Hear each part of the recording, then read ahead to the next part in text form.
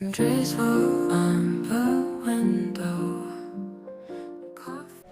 In one of the opening scenes of House Moving Castle, we see a quiet girl working in the back room of a hat shop on her own.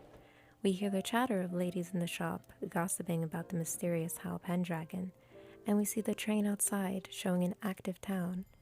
But here's Sophie tucked amidst it all in this little room. I was sold on the movie at this point. I would, however, learn that this room was not a quiet haven of creation for Sophie, as I saw it, but a place and role that she had resigned herself to with a sigh. Ghibli films, in general, leave things vague that can be, for the audience to fill in, and that can spur more than one experience or story out of it. And I do love this in their formats.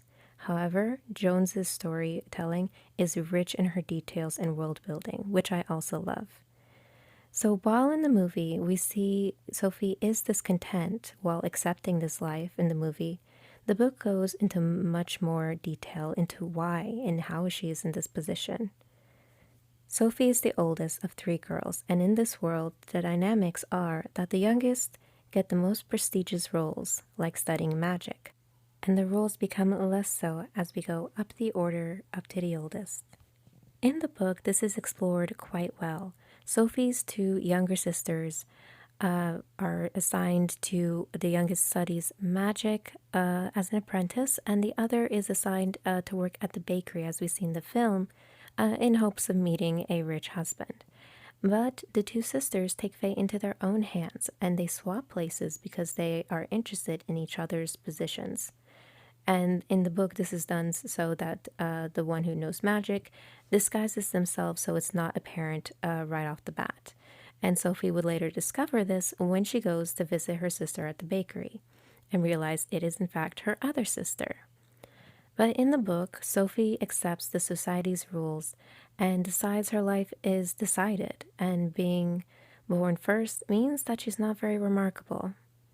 This doesn't mean that she's content, but she doesn't start fighting for herself like her sisters did, till she is cursed and forced to leave. Now, as an oldest child, I did really like this storyline, and it's one I could resonate with. I understand I would make myself small and not let myself dream too big for fear of rocking the boat or making anything really about me. I felt like I had to keep the balance of the dynamics, and if I was going to push for something, that meant it had to be really important, and I didn't deem myself as really important. However, I find it interesting that once I did break free and I did start pursuing my own dreams, my desire was Sophie's beginning. I want to have a quiet place in the world, still connected to others as the shop was connected to the town, but a place just for me to create in. I even like the idea of working on hats. A less whimsical reference, but I remember I also liked SpongeBob's room in the back of the Krusty Krab to make his masterful Krabby Patties. I always liked the idea of having a space that was my own and that kind of treasured my creative work as well. But it did keep me connected to those I love and those I care about or those that I would serve. So I find it really interesting how every time I watch this scene, I just think, can I be the fourth sister and can I trade places with you? But Sophie and my own journey of finding ourselves, finding what we want, and finding who we are definitely takes us on different paths.